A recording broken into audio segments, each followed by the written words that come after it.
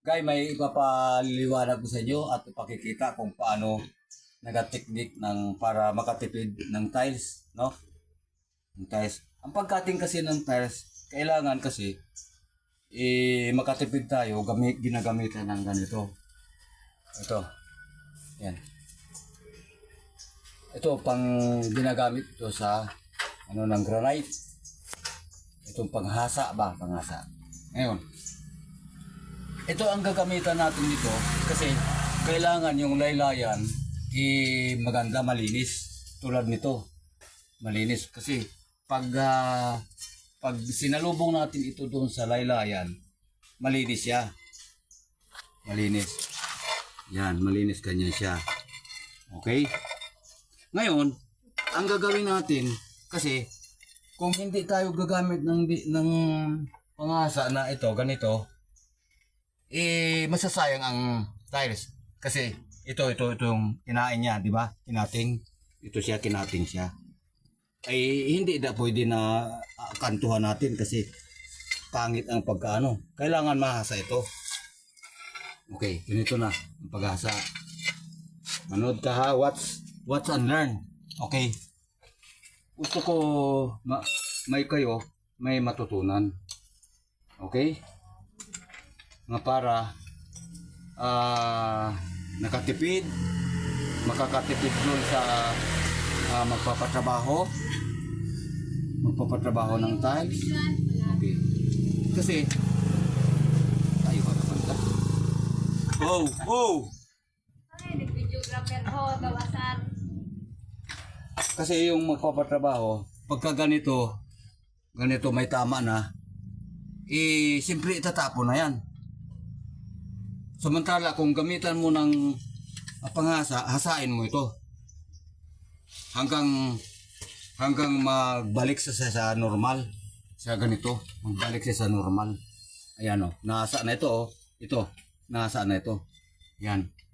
Ito rin, nahasa na yan. Yan o. Kaya lahat yan, kung may panghasa yan, nahasa yan, lahat ito magagamit. Okay, tingnan mo. Tingnan nyo ha. Okay. Ginambay naman na watch and learn. Ganito lang yan.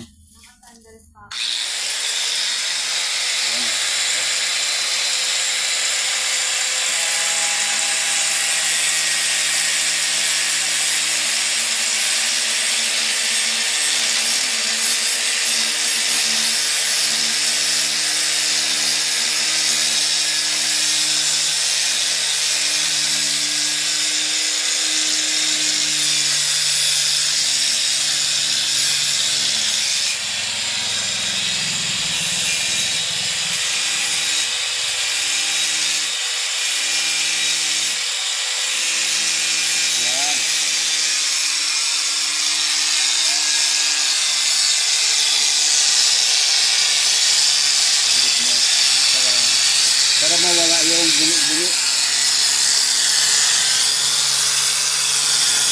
Ito, mga ito. Ito.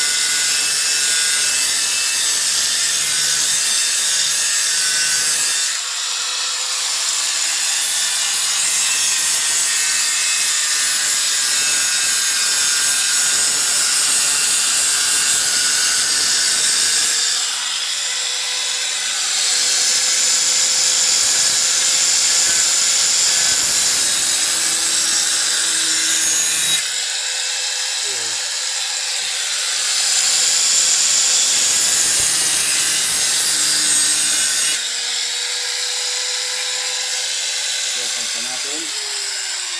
Ito pa. Palitan natin. Ilan na yan? 6. 6. Patayin na mo na. Patayin mo na.